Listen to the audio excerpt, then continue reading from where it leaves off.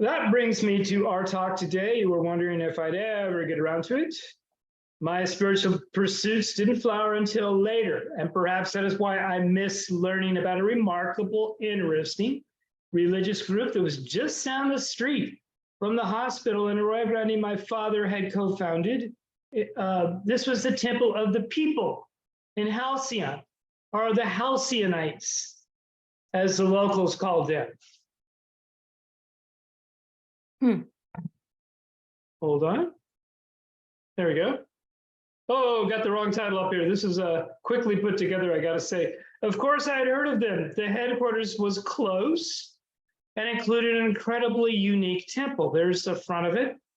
By the way, those windows are opalescent glass. They let through this beautiful colored filtered light. There are 7 doors. Everything means something. This structure was built on ley lines and is in a very unique shape. You'll see down here. This is sort of, and I'll show us something later, but it's the confluence of 3 circles in an obtuse triangle. How about that? Of course, I heard about them. Their headquarters below the Blue Star Memorial Temple, which is what that structure is still there today.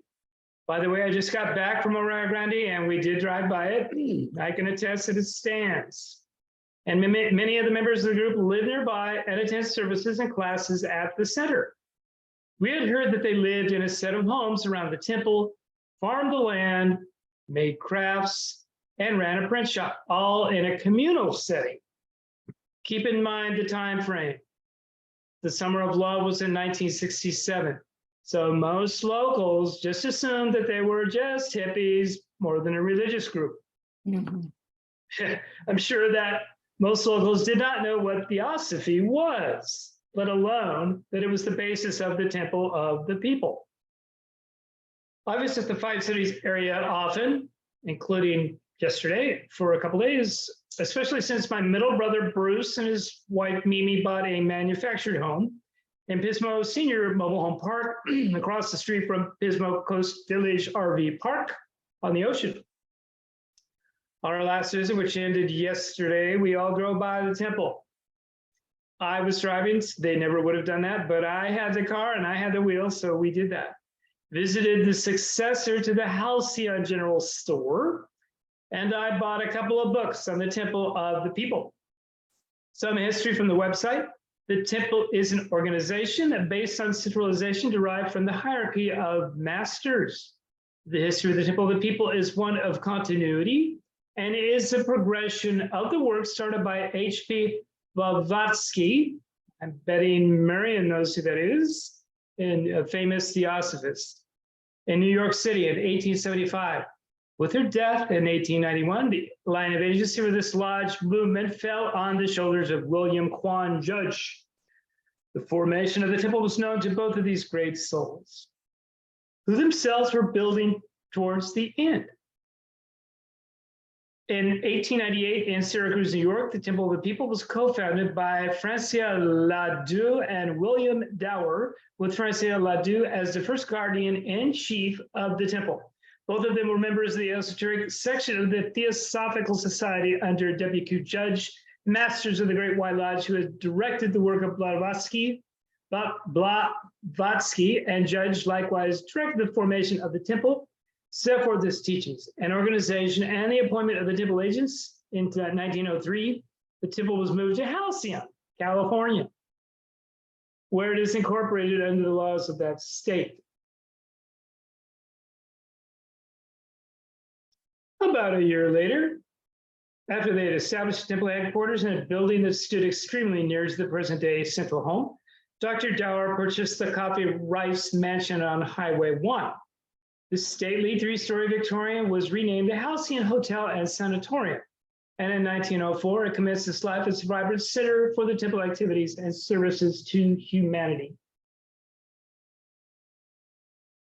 Under Dr. Dower's direction, the SAN, as it was called, functioned as a healing center in his pioneering work in the treatment of alcoholism, tuberculosis, and drug addiction. This was one of the first places in the United States that they used X-rays, by the way. It served as a cultural center, attracting many area citizens to lectures and plays and classes and concerts. It was a hotel housing visitors who arrived by train at the Oceano Depot and were then transported to the last mile by horse-drawn carriage until the Blue Star Memorial Temple was completed in 1924. The site served as the meeting place for 19 annual temple conventions and other temple meetings. Unfortunately, they didn't keep this site. I know, I've seen it. It is run down today. Driven by this stately Victorian home in 2015. I took a couple of pictures of it because it seems so out of place and important, though. It was neglected and surrounded by a low-end RV park.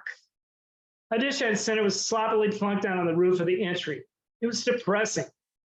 I did some research at that time and ended up visiting the Halcyon General Store on the temple property to learn a bit more about the group. By the way, I ended up buying, oh, can you see this? Yes, little brochure about the temple. Would have bought this from the general store, but they wanted $29 for it. I got it for $13 on Amazon. Okay, let's talk about the temple beliefs. Oh, there it is from the above. And there's the three intersecting circles.